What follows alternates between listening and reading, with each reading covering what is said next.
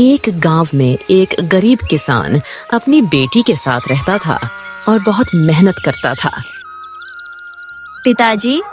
पिताजी, इस बार हम खेतों में आलू, प्याज और शिमला मिर्च लगाएंगे और कुछ और सब्जियां भी बोएंगे, जैसे कि गोभी, टमाटर। अगर फसल अच्छी होगी तो अच्छे दाम भी मिलेंगे। बेटी, बात तो तेरी बिल्कुल सही है, लेकिन खेतों में खूब मेहनत लगेगी। अगर इतनी सारी सब्जियां एक साथ उगानी है तो हमें खूब मेहनत करनी पड़ेगी और बीजों के लिए भी पैसे बचाने पड़ेंगे। पिताजी, मैंने घर खर्च के लिए जो आपने पैसे दिए थे उसमें से पैसे बचाकर रखे हैं। काफी दिनों से मैं पैसे जोड़ रही हूँ, तो इन पैसों में सारा बीज हमें मिल जाएगा और उसी से हम फसल उगाएंगे। हाँ, बहुत बढ़िया। मेरी बेटी बहुत अच्छी है और बहुत चतुर भी।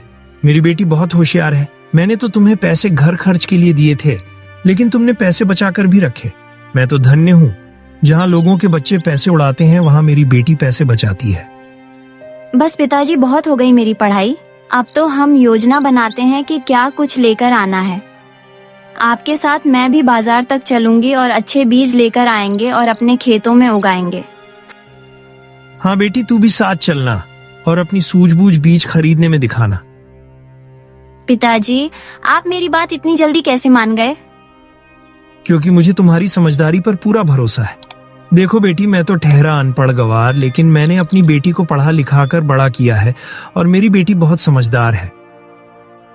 लेकिन पिताजी, गांव वाले तो कहते हैं कि आपने बेटी को सिर पर चढ़ा रखा है। अरे, गांव वालों का क्या कहना बेटा, वह तो कुछ भी कहते हैं। वह तो तुमसे जलते हैं। उनकी बिटिया तो कभी स्कूल ही नहीं गई। बस कुछ गिने चुने ही बच्चे इस गांव में पढ़ लिख पाए हैं और उनमें से एक तुम भी हो, तो इसलिए वह तो तुमसे जलते हैं। कभी भी उनकी बातों पर मत जाना। हमेशा याद रखना, तुम्हारे पिताजी तुमसे बहुत प्यार करते हैं। हाँ पिताजी, मैं यह बात अच्छे से जानती हूँ। अब आप आराम करिए, सुबह हम बीज खरीदने जाएंगे। सुबह होते ही कमला और किशन लाल बाजार के लिए निकलते हैं और कमला सस्ते दामों पर अच्छे बीज खरीदती है। अरे बेटा, जैसे कि मैंने कहा था, तुमने अपनी सूझबूझ दिखाकर बहुत अच्छे बीज खरीदे। अब मुझे लगता है हमारी फसल बहुत अच्छी होगी। अब तो बस खेतों में मेहनत करनी है। हाँ पिताजी, फसल अच्छी क्यों नहीं होगी? जब हम मेहनत करेंगे तो उसका फल भी हमें अच्छा ही मिलेगा। मुझे तो भगवान पर पूरा भरोसा है। और मुझे अपनी बेटी की सूझबूझ पर भरोसा है। पिताजी, आप भी ना। चलिए, आपके लिए मैं कुछ खाने के लिए बना देती हूँ। अब तो आपको भूख भी लगी होगी। हाँ बेटा, भूख तो लगी है। सुबह से भाग दौड़ में ही है, तो जल्दी से खाना बना, फिर हम साथ में खाएंगे।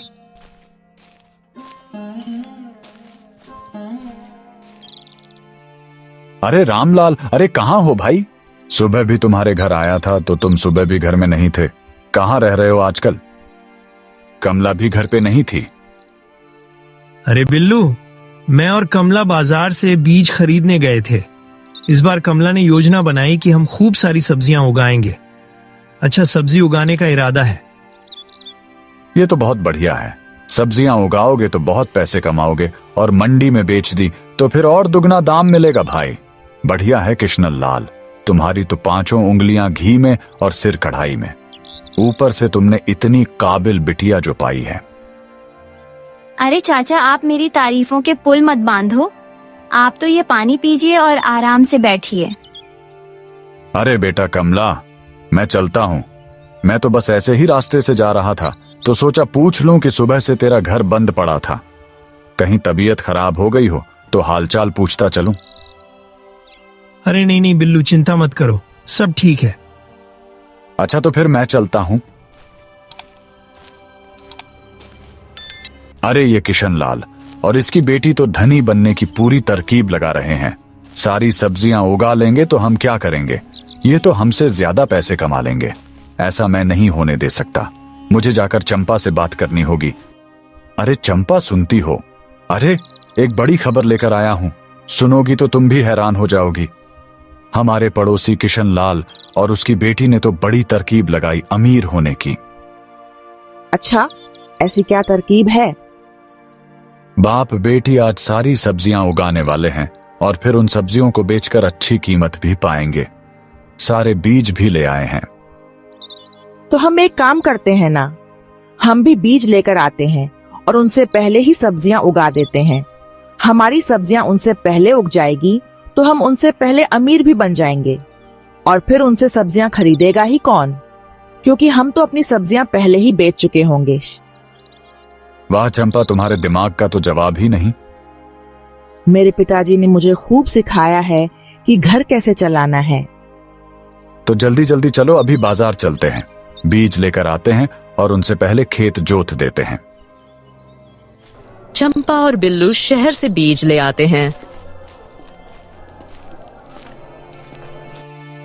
और किशन लाल से पहले खेतों में फसल बो देते हैं।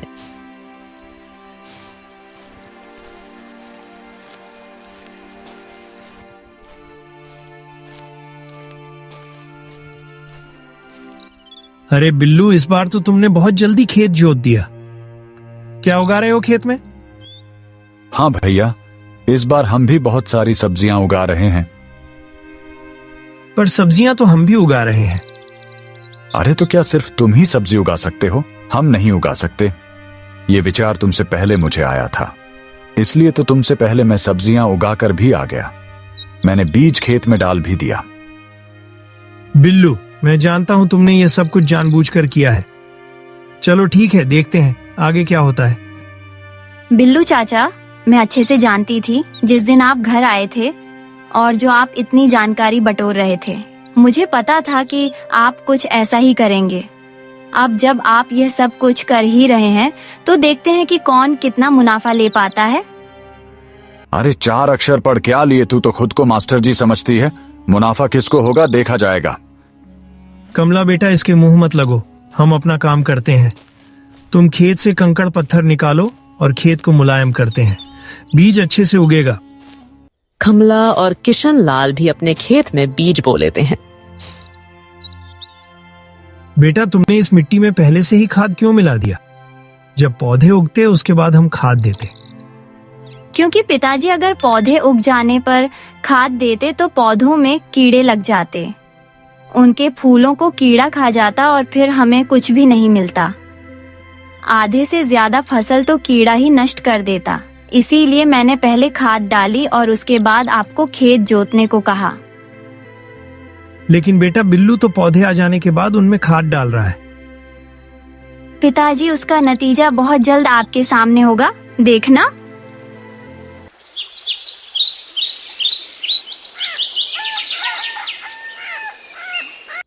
अब मैं पौधे में खाद डालूंगा और अच्छी फसल पाऊंगा। इस किशन लाल से तो पहले ही मेरे पौधे काफी बड़े हो गए हैं। अब मैं बहुत जल्द इन सब्जियों में फल भी लगेगा। जल्दी ही आलू भी तैयार हो जाएगा और प्याज भी। उसके बाद सारी सब्जियां मैं मंडी में बेचूंगा और इस किशन लाल से पहले अमीर बन जाऊंगा। ये खुद को समझता क्या है? सिर्फ इसकी ही खेती करनी आती है क्या? और क्या सारी समझदारी इसके पास ही है? अरे उसे कुछ नहीं आता, वो तो बस अपनी बेटी के कहने पर चलता है और जो जो वो कहती रहती है वैसा वैसा वो करता रहता है। वो तो उसकी सारी बात मानता है। गांव में सब अपनी बेटियों को थोड़ा कस कर ही रखते हैं, लेकिन इस किशन लाल ने तो अपनी बेटी को पूरी छूट दे रखी है। घर का हर फैसला तो उसकी बेटी ही करती है। हाँ, एक दिन पंचायत में यह बात रखकर मैं इसे खूब डांट पड़वाऊंगा कि गांव की बहू बेटियों को भी उल्टी शिक्षा दे रहा है। फिर वह सब भी आजादी मांगेंगी और घर के फैसले लेना शुरू कर देंगी, और गांव के माहौल के लिए बिल्कुल ठीक नहीं है। घर की कमान तो मर्दों के हाथ में होनी चाहिए। हाँ जी, मैं तुमसे सहमत हूँ। जैसा तुम कहते हो वही सही है। घर की कमान तो मर्द के ही हाथ में होनी चाहिए। चलो चलो चंपा, जल्दी से खेत में खाद डालो। एक काम करो, बहुत बहुत भर भर के खाद डालो ताकि हमारे पौधे एकदम हुप पुष्ट हो जाएं और फसल चमकदार हो। इस कृष्णलाल की तो सांस अटक जाएगी तब, यह हमारी जब फसल देखेगा। बिल्लू और चंपा खेत में खाद डालते हैं और घर वापस लौट आते हैं। तभी बारिश शुरू हो जाती है। अरे ये क्या है? अभी अभी तो खाद डालकर आए थे और अभी अभी ये बारिश शुरू हो गई। यह तो फसल के लिए अच्छी नहीं है। अरे हाँ जी, ये तो हमारी फसल को खराब भी कर सकती है और बारिश भी बहुत तेज हो रही है। चलो देखते हैं क्या होता है। वैसे मुझे नहीं लगता कि इतना कोई असर पड़ेगा बारिश से। बारिश तो फसल के लिए अच्छी है, बस खेतों में पानी ना भर जाए। उसकी वजह से हमारा आलू प्याज खराब हो सकता है और हमारी गोभी की फसल भी खराब हो सकती है। अजी ऐसा हुआ तो सबसे ज्यादा खुशी उस किशन लाल को होगी। वो तो बड़ा खुश होगा ना कि उनकी फसल खत्म हो गई। अरे तुम बिल्कुल चिंता मत करो। अगर ऐसा हो भी जाता है तो फिर मैं कुछ ना कुछ तरकीब लगा ही लूंगा। लेकिन इस किशन लाल को तो अमीर मैं बनने नहीं दूंगा, चाहे कुछ भी हो जाए। और उसकी बेटी जो पढ़ लिख कर ज्यादा समझदार बनती है, उसको भी मैं खूब नीचा दिखाऊंगा। मुझे तुम पर पूरा विश्वास है, तुम कुछ ना कुछ तो कर ही लोगे। चंपा और बिल्लू तरकीब लगाने लगते हैं कि कैसे किशन और कमला को नीचा दिखाया जाए।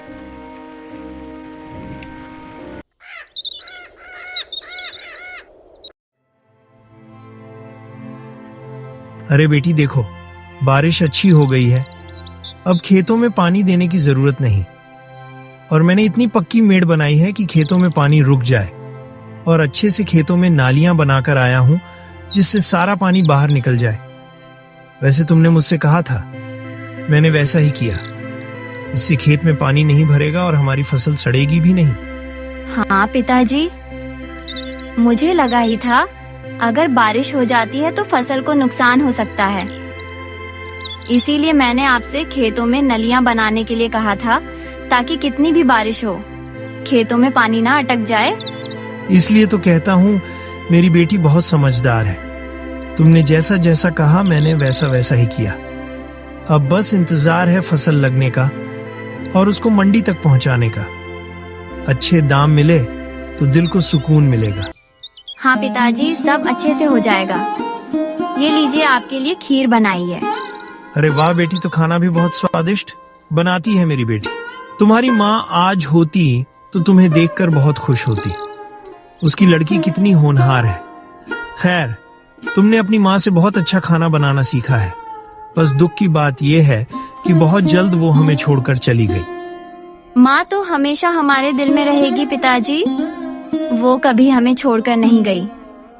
मैं तो हमेशा माँ को याद करती हूँ। जब भी खाना बनाने बैठती हूँ, माँ की कहीं हर बात याद आ जाती है।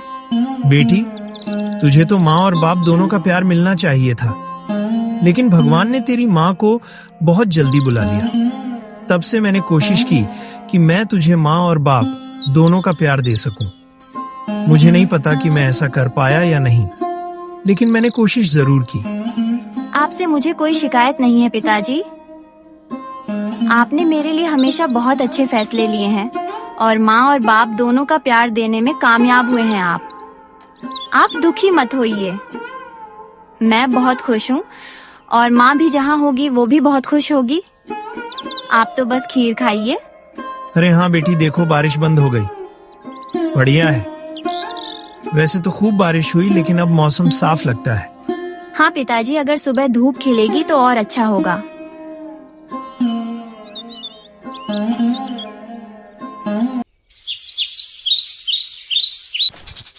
सुबह होते ही किशन लाल और कमला अपने खेतों में चले जाते हैं और वहां पर काम करना शुरू कर देते हैं।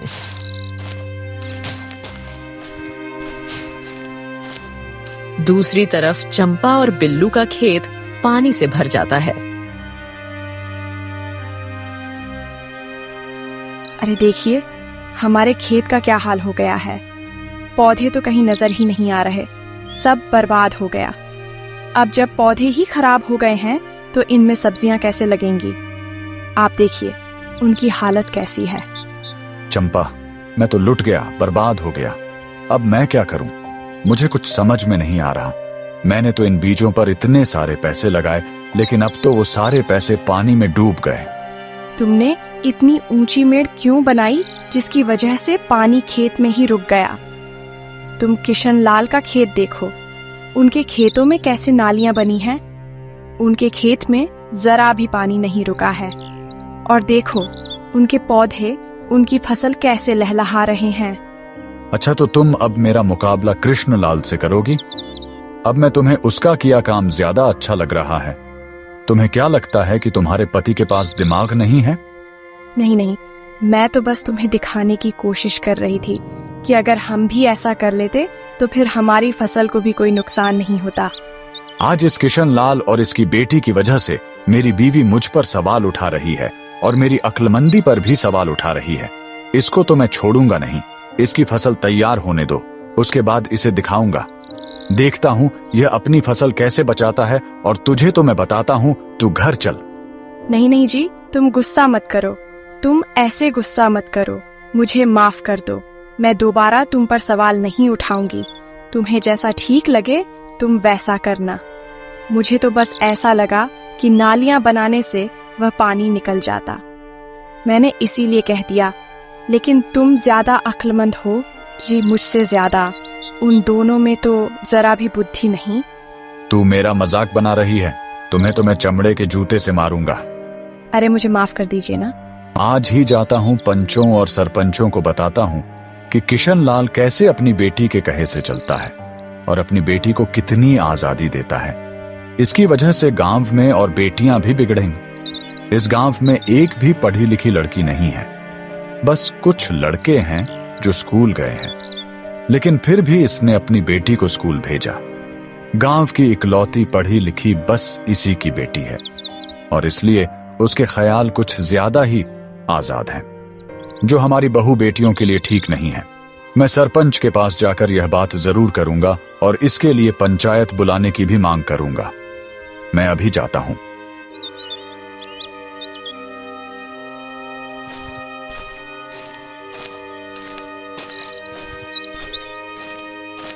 बिल्लू सरपंच के पास चला जाता है और सारी बात कहता है, और किशन लाल और उसकी बेटी की खूब बुराई करता है।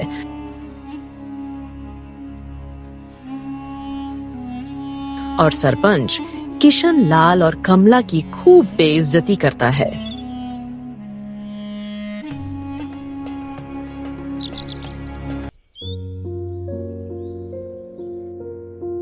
मुझे नहीं पता कि अपनी बेटी को आजादी देने का मुझे यह सीला मिलेगा।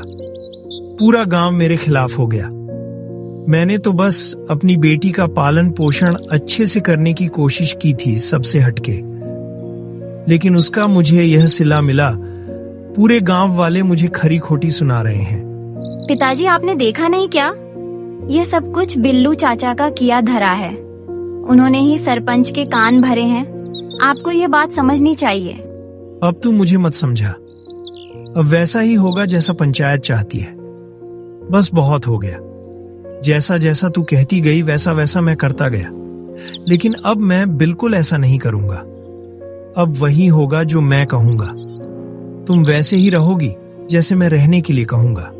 पिताजी, आपको नहीं लगता कि आप गांव वालों की बातों में आ रहे हैं? आप ही तो कहते थे कि मैं आपकी होनहार बेटी हूँ और गांव वाले मुझसे चलते हैं, लेकिन आज आप भी गांव वाले जैसी बातें कर रहे हैं। आपने क्या मुझे इसीलिए पढ़ाया लिखाया था कि आप मेरे खिलाफ हो जाए? और पिताजी, मैंने ऐसा क्या किया है जिससे गांव के नियमों का उल्लंघन हो?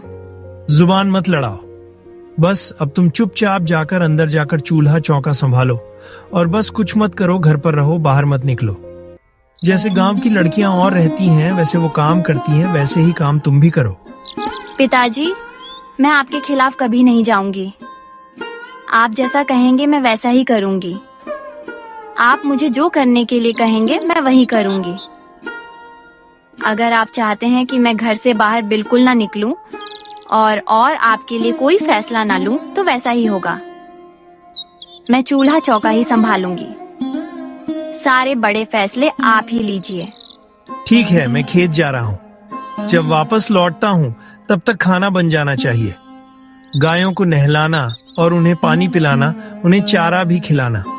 जी पिताजी, ये सारे काम आपके आने तक हो जाएंगे, सब कुछ हो जाएगा। और अगर नहीं हुआ तो तुम मेरा रुद्र रूप देखोगी आज। गांव वालों को मैं भी दिखा दूंगा कि मेरी बेटी की सलाह के पीछे मैं चलने वाला पिता नहीं हूँ। मेरा अपना भी दिमाग है, मैं अपने दिमाग से भी काम कर सकता हूँ। वैसे तो पिताजी आपको किसी को कुछ साबित करने की जरूरत नहीं, लेकिन फिर भी अगर आप इन सारी चीजों से कुछ साबित करना चाहते हैं तो मैं आपके खिलाफ नहीं जाऊंगी। इसमें भी मैं आपका साथ ही दूंगी। हाँ हाँ, मैं जा रहा हूँ।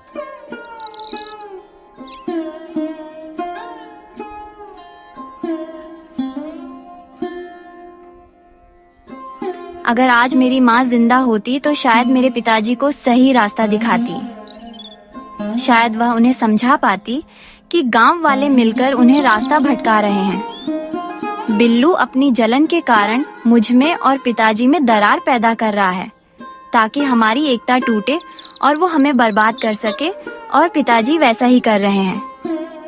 पिताजी यहाँ पर बिल्कुल भी दिमाग का इस्तेमाल नहीं कर रहे हैं, लेकिन वो मेरे पिता हैं और मैं इस बारे में उनसे कुछ नहीं कह सकती।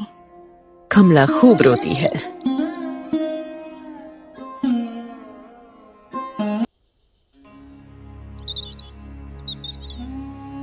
देखा चंपा, किस तरीके से मैंने सारी पंचायत के सामने कमला और किशन की सारी इज्जत उतार दी, और सारी हेकड़ी भी, और 4 जूते खाकर तुझे भी अक्ल आ गई होगी। तेरा पति कितना अक्लमंद है। मुझे तो पहले भी कोई शक नहीं था। तुम्हारा और किशनलाल का कोई मुकाबला ही नहीं है। आज पूरा गांव उस पर थू थू कर रहा है। उस पर इल्जाम है कि वो गांव की और बहू बेटियों को भी बिगाड़ने की साजिश रच रहा है।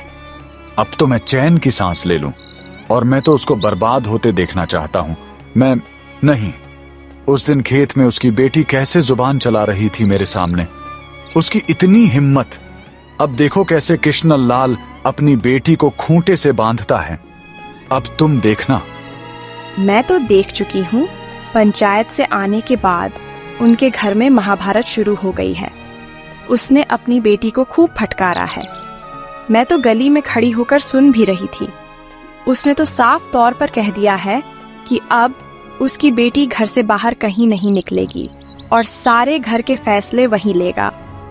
उसने तो यह भी कहा है कि उसका दिया हुआ काम अगर उसकी बेटी ने पूरा नहीं किया तो फिर वह उसका रौद्र रूप भी देखेगा। इसका मतलब अगर वो काम नहीं कर पाई तो आज तो उसकी खैर नहीं। वैसे बातें तो बहुत बहुत बड़ी बड़ी करती हो। ये सब कुछ सुनकर मैं बहुत खुश हूं।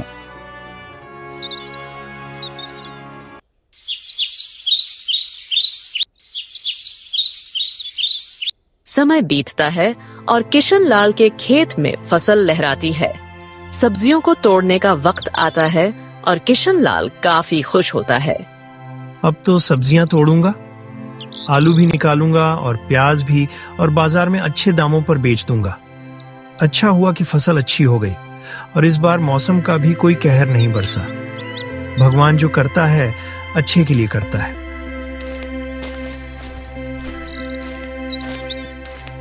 अरे किशनलाल, अपने आप से ही बातें कर रहे हो, कभी हमसे भी बात कर लो। बड़े नाराज घूमते हो। अरे नहीं बिल्लू भाई, गांव वालों से कैसी नाराजगी। मैं तो बस यही सोच रहा था कि अब फसल तोड़ूंगा, इसके बाद इसे बेचने निकल जाऊंगा। फसल काफी अच्छी है, दाम भी अच्छा होगा। हाँ हाँ भाई, बढ़िया है। देखते ही देखते इसकी फसल तो तैयार हो गई और फसल भी काफी बढ़िया। अगर यह फसल मंडी तक पहुंची तो फिर तो यह अमीर हो जाएगा और मेरे सारे किए कराए पर पानी फिर जाएगा। मुझे कुछ करना पड़ेगा। बिल्लू घर के लिए निकलता है। अरे चंपा, अरे जल्दी से कुछ और औजार लेकर आओ, हमें कुछ ना कुछ करना होगा।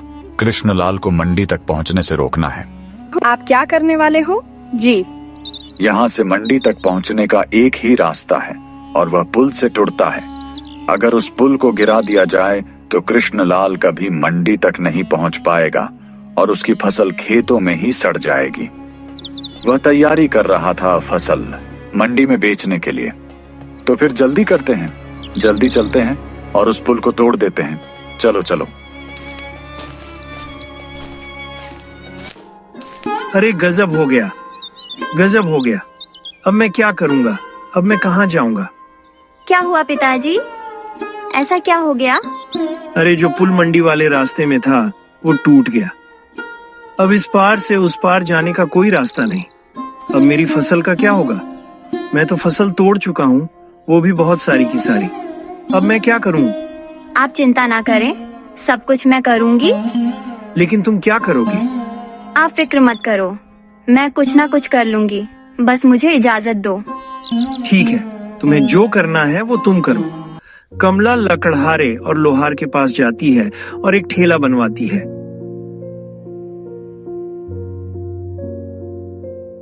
इसके बाद वो सारी सब्जियां ठेले पर रखती है और गांव-गांव उन्हें बेचने जाती है।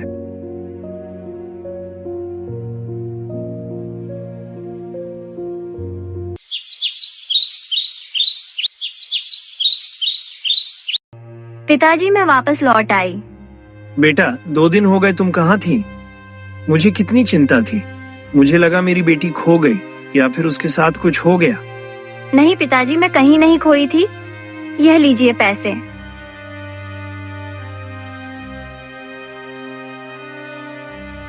कितने सारे पैसे? तुम तो झोला भर के पैसे ले आई हो। ये सब तुमने कैसे किया? इतनी सारी सब्जी का क्या हुआ? पिताजी मैंने सबसे पहले एक ठेला बनवाया, उसके बाद सारी सब्जियां उस ठेले पर लाद कर मैं अपने गांव से लगते गांव में बेचने के लिए निकल गई। जब तक सारी सब्जी खत्म नहीं हुई मैं वो सब्जी बेचती रही। जहां रात पड़ी वहां मैंने किसी के घर में आसरा ले लिया और इसे थोड़ी थोड़ी करके अच्छे दामों में घूम घूम कर मैंने अपनी सब्जियां बेच डाली और ये सारे पैसे उसी को बेचकर आए हैं। बेटी मुझे माफ कर दे, मैंने तेरे साथ बहुत बुरा व्यवहार किया। मैंने तुझे घर में बंदी बना दिया था, लेकिन तूने उफ तक ना की। मुझे माफ कर दे बेटी। मैं गांव वालों की बातों में आ गया था